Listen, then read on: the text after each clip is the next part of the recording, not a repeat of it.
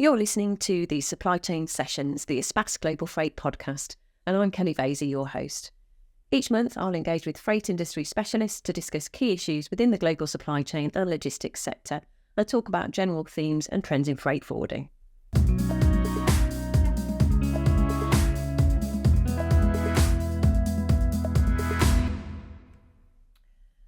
Welcome to today's episode of the Supply Chain Sessions.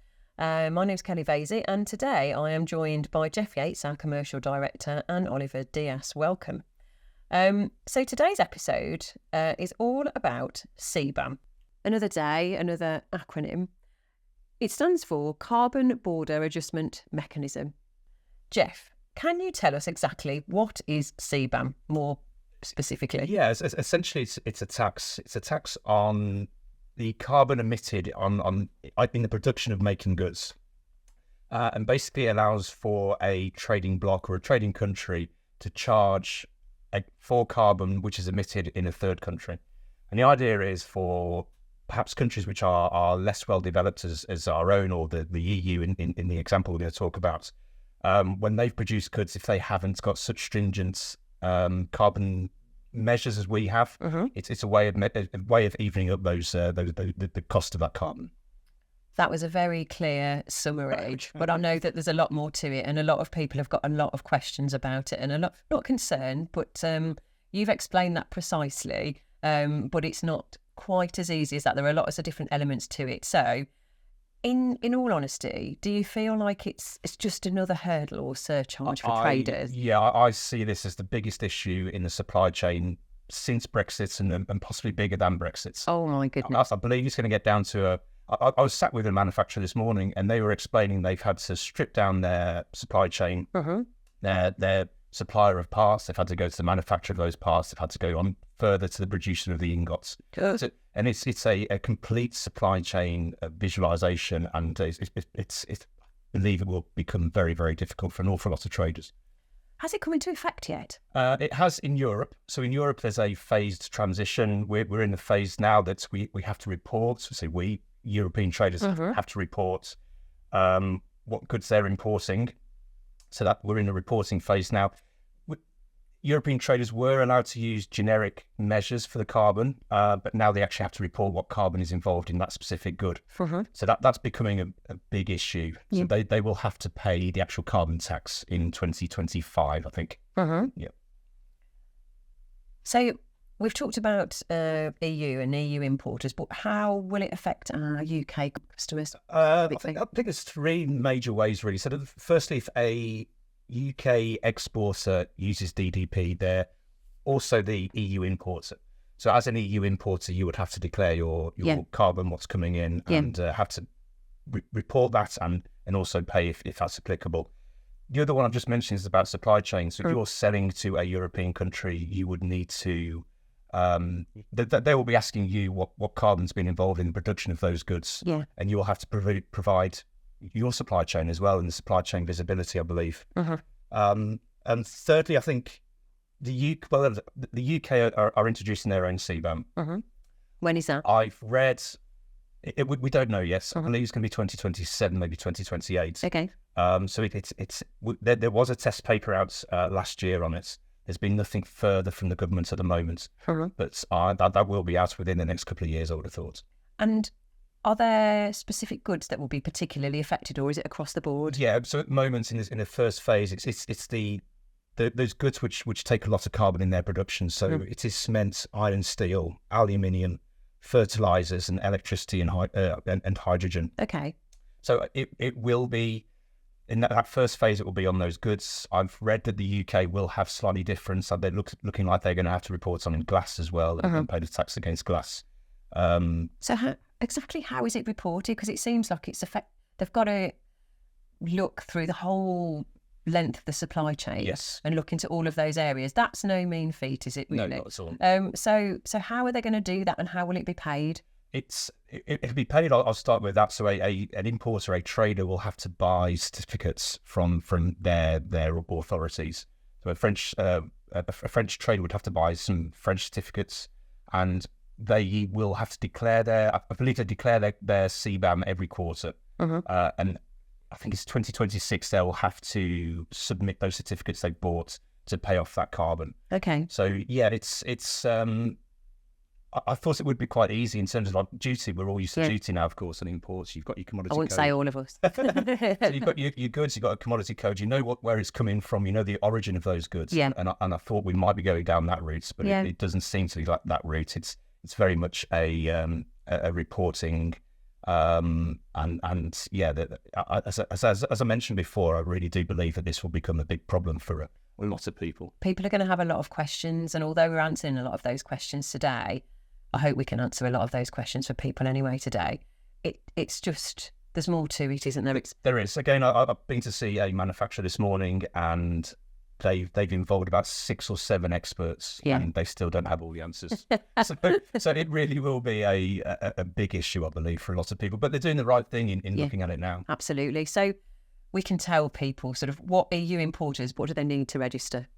So they need to register on the Europa.eu website.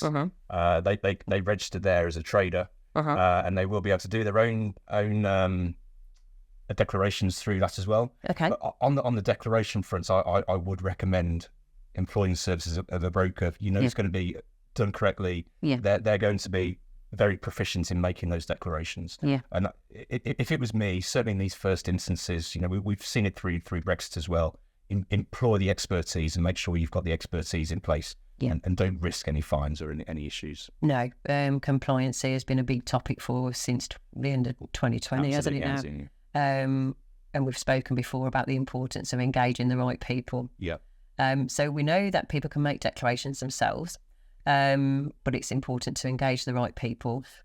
Can you talk through now the difference between direct and indirect emissions? Yes, so the direct emission is the carbon emissions from the actual production of those goods. The indirect emissions are things like the electricity from the factory, are things like the carbon emitted during the transports. Okay. And again, how do you get the picture on there? So many elements. Absolutely. And this is why I was thinking it's, in that first instance, again, you've got these sort of generic measures that these type of goods have emitted this type of carbon, this amount of carbon. To actually come up with that exact measurements, I believe, will be a really very difficult task. So we're currently implementing a new TMS system here that will offer our clients reporting on their carbon measurement. Yes. That is something that we're building towards, and obviously offset on top of that. That's part of it. So that's going to be really helpful for our clients, isn't it? It will. Again, that will be really useful. And the fact we can produce those reports and we can offer carbon offset, that's all really good stuff. At the end of the day, all of these sort of algorithms that we've got are based on calculations. It's not the true cost of that carbon. No. And this is the sort of juxtaposition I find us in. Somebody's asking for the actual carbon emitted. Yeah. Somebody's asking for an idea of what the carbon is. Yeah. And it's I think that's a very difficult picture really we're in. It is inconsistent. Yeah. Obviously, we're talking about supply chain visibility. Is it becoming increasingly important? Yeah, and I think it will. So I've read this week on authorised operator status, and this is essentially it's to do with the import of goods of animal origin. So there was this case that's I'll give you this one. Mini Baby Bell make their cheese in France. They buy the same milk from the same farms every week. It's produced in the same factory by the same people, sent out to the same importer in the UK. And the argument was, why is one load of Mini Baby Bell any different from the next one? Yeah. It isn't. So the authorised status is basically says that we know about our supply chain. We know everything. We can prove the origin of those goods and the way it goes. So why do we have to make this same declaration every time the goods cross the border? Yeah. So again, that's all about supply chain visibility. The UK are introducing their single trade window, STW, and another an acronym to get used to. But the single trade window again will be one place where you can put all of your data in for any movements of goods. Okay. So that will take care of multiple declarations in the future. Okay. And that's coming in 2025. And again, it's about this visibility of supply chain. Okay. Lots to do. Yeah, there's plenty to do. So you've mentioned UK CBAM is likely to be very similar to EU CBAM. Yeah. But are there any clear differences that you know of yet? Not that I know of. There's been a test sort of paper written from the governments. and there hasn't been any sort of development on there for a year or so. But I'm certainly expecting in 2025 to hear more on there. Okay.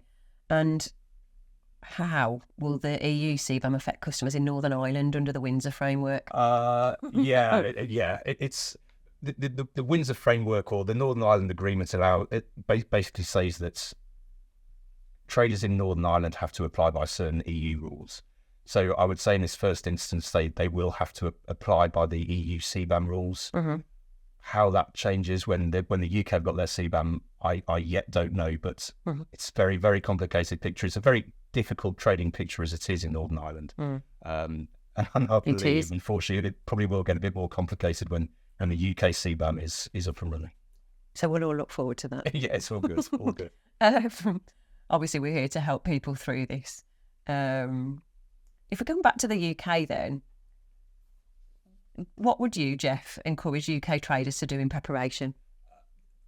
Firstly, when we've spoken about supply chain visibilities, really get to know your supply chain. Speak to your suppliers. They're going through the same heartache as you are.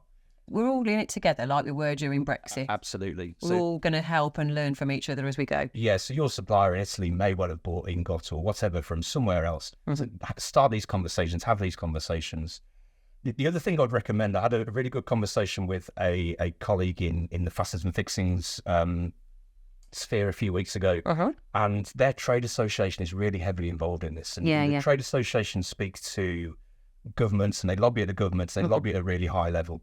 So what I would say is if you've got any really big issues on CBAM, and people will have, is to speak to their trade associations, raise it, make sure it's an issue, and they will be able to lobby the correct people at governments and to try and make this thing as easy as possible, certainly in the first instance.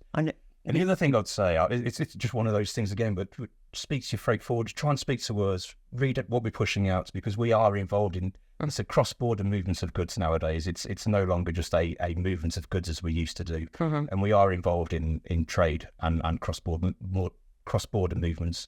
We're speaking to an awful lot of people to try and develop our knowledge and to make our customers' lives easier. So reach out to us. I was just going to say, this is obviously the start. So we're talking about CBAM now and what we know now, its current state, in order to try and support customers and everyone else in the supply chain arena. But I feel like actually this is probably the first of many podcast discussions, TV episodes that we're going to do to talk about CBAM as it evolves. You mentioned it's going to be sort of bigger, in your opinion, than Brexit. So there's going to be a lot to talk about. So I would say this is probably the beginning. It's certainly going to be a journey. I do see it as a very difficult process. And certainly the more we learn, the more we want to share, the more we want to try and make it as easy as possible for everybody involved.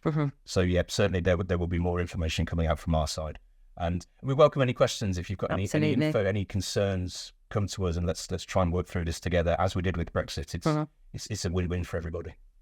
Thank you so much, Geoff. That was really insightful, and I hope it's been helpful to our listeners today. Look forward to CBAM Part 2. Watch this space. Goodbye for today.